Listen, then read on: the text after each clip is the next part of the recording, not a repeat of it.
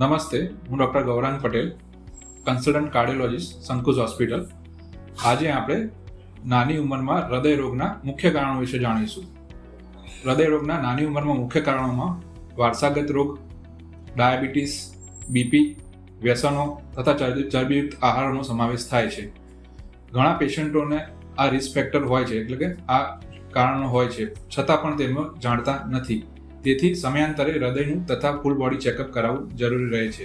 જો આ રિસ્ક ફેક્ટરમાંથી કોઈ પણ રિસ્ક ફેક્ટર હાજર હોય તો હૃદયનું દર વર્ષે ચેકઅપ કરાવવું જરૂરી છે. હવે આપણે અચાનક જ છાતીમાં દુખાવો થાય તો શું પગલાં ભરવા જોઈએ એના વિશે જાણીશું.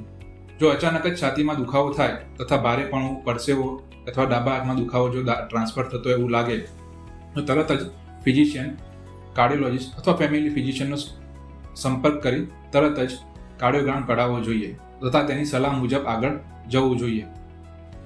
જો કાર્ડિયોગ્રામમાં એવું આવે કે ભારે અટેક છે તો જે હોસ્પિટલમાં તાત્કાલિક એન્જિયોગ્રાફી થઈ શકે એવી હોસ્પિટલનો સંપર્ક કરવો જોઈએ તથા ફિઝિશિયનની સલાહ મુજબ ચાલવું જોઈએ.